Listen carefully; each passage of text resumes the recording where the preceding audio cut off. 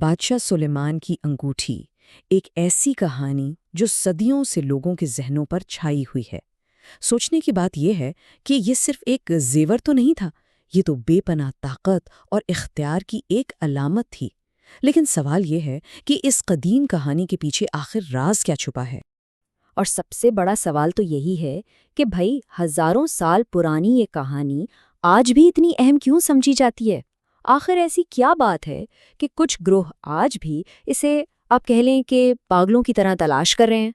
تو آئیے ذرا گہرائی میں اترتے ہیں اور دیکھتے ہیں کہ اس قدیم داستان کا آج کی دنیا سے کیا تعلق جڑتا ہے۔ تو کہانی کا آغاز ہوتا ہے حضرت سلیمان علیہ السلام سے۔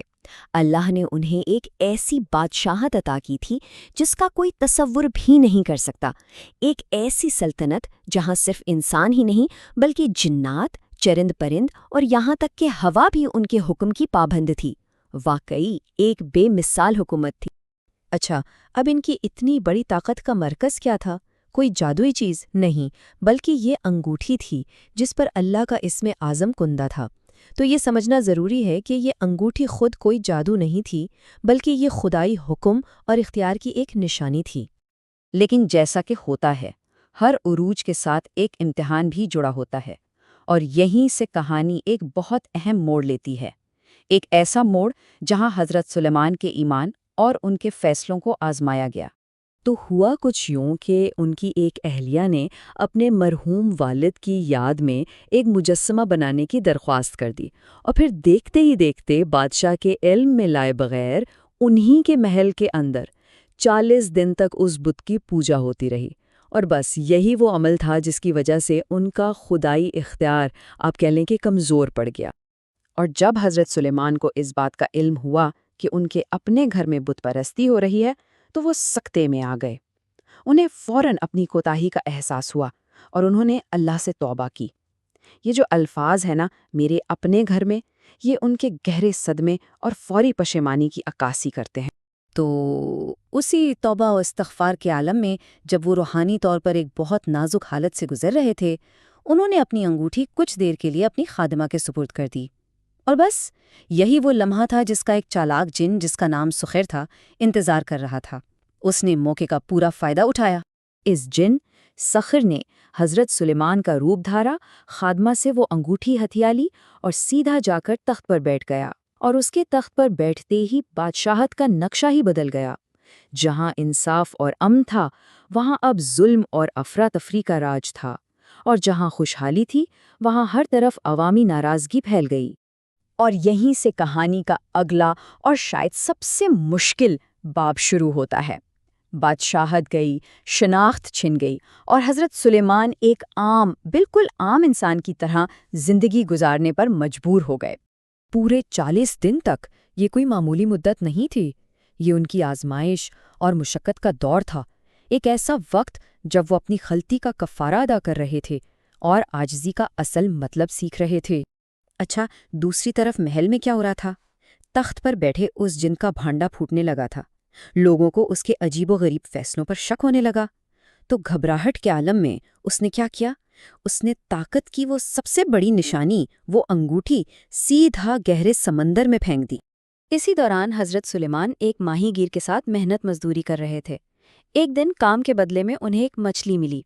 اب ظاہر تو یہ ایک بہت ہی معمولی سا واقعہ تھا، لیکن کسے معلوم تھا کہ یہی وہ لمحہ ہے جو پوری کہانی کا رخ موڑ دے گا۔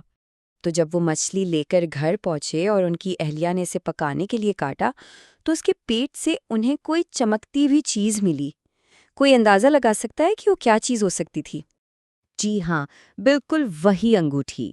وہ لمحہ کیا لمحہ ہوگا! حضرت سلیمان فوراً سجدے میں گر گئے اور اللہ کا شکر ادا کیا۔ یہ جو دعا کے الفاظ ہیں نا، یہ ان کی گہری شکر گزاری اور ایمان کی مکمل بحالی کو ظاہر کرتے ہیں۔ یہ ان کے پورے سفر کا آپ کہہ لیں کہ جذباتی کلائمیکس تھا۔ تو حضرت سلیمان نے تو اپنا تخت واپس حاصل کر لیا، لیکن ان کی انگوٹھی کی کہانی یہاں ختم نہیں ہوتی، بلکہ آج کی دنیا میں تو اس کہانی نے ایک بہت ہی حیران کن اور سچ پوچھیں تو ایک متنازع شکل اختیار کر لی ہے۔ یہاں یہ دیکھنا بڑا دلچسپ ہے کہ وقت کے ساتھ ساتھ طاقت کا یہ پورا تصور ہی کیسے بدل گیا۔ دیکھیں، حضرت سلیمان کے لیے طاقت اللہ کا دیا ہوا ایک تحفہ تھی، پھر وقت گزرا، افسانے بنے، اور لوگوں نے سمجھا کہ طاقت تو اصل میں اس انگوٹھی میں ہے، اور آج کچھ لوگ اسی ایک مادی چیز کی تلاش میں سرگرداں ہیں۔ ہمارے ماخذ کے مطابق آج کچھ گروہ ہیں جو اس انگوٹھی کو دوبارہ حاصل کرنے کے لیے باقاعدہ سرگرم ہیں۔ ان کا ماننا ہے کہ یہ انگوٹھی عالمی حکمرانی کی کنجی ہے، اور اسی مقصد کے لیے کہا جاتا ہے کہ وہ مسجد اقصی کے نیچے کھدائیاں کر رہے ہیں تاکہ ہیکل سلیمانی کو دوبارہ تعمیر کیا جا سکے۔ ان کے نزدیک یہ ایک بہت بڑے منصوبے کا حصہ ہے۔ تو اب آتے ہیں اصل نقطے پر۔ اس پوری کہانی کا اصل پیغام آخر ہے کیا؟ کیا سچی طاقت کسی چیز کے اندر قید ہوتی ہے، یا پھر اس کا سرچشمہ کہیں اور ہے؟ اچھا، اس کہانی کا ایک بہت اہم کردار جن ہے۔ تو یہ جن کیا ہے؟ اسلامی تعلیمات کے مطابق جنات کوئی خیالی مخلوق نہیں ہیں، یہ اللہ کی ہی ایک مخلوق ہیں جو آگ سے بنی ہیں، اور بالکل انسانوں کی طرح انہیں بھی اپنی مرضی کی آزادی حاصل ہے۔ ان میں اچھے بھی ہوتے ہیں، برے بھی، اور یہ بھی اپنے اعمال کے لیے اللہ کے سامنے جوابدہ ہوں گے۔ اور یہیں پر دونوں نقطۂ نظر کا فرق بالکل واضح ہو جاتا ہے۔ ایک طرف تو ہے اسلامی نقطۂ نظر جو یہ کہتا ہے کہ طاقت اللہ کی طرف سے ایمان کی بنیاد پر ملا ہوا ایک تحفہ تھی، اور دوسری طرف ہے افسانوی تشریح جس میں یہ مانا جاتا ہے کہ ساری طاقت تو اس انگوٹھی کے اندر ہی تھی، اور حضرت سلیمان کو ایک طرح سے جادوگر سمجھا جاتا ہے۔ اور یہی اس پوری داستان کا اصل سبق، اس کا نچوڑ ہے کہ اصل طاقت کسی انگوٹھی یا کسی بھی مادی چیز میں نہیں تھی۔ حضرت سلیمان کی اصل طاقت تو ان کے اللہ پر پختہ ایمان اور ان کی شکر گزاری میں تھی۔ وہ انگوٹھی تو بس اس خدائی اختیار کی ایک ظاہری علامت تھی۔ تو آخر میں ایک سوال ذہن میں آتا ہے کہ اگر حتمی طاقت، اصل طاقت، نہ دولت میں ہے، نہ ٹیکنالوجی میں، اور نہ ہی کسی پر اسرار چیز میں، تو پھر آج کی دنیا میں لوگ حقیقی طاقت اور اختیار کی تلاش میں کہاں بھٹک رہے ہیں؟ یہ ایک ایسا سوال ہے جو ہم سب کو سوچنے پر مجبور کرتا ہے۔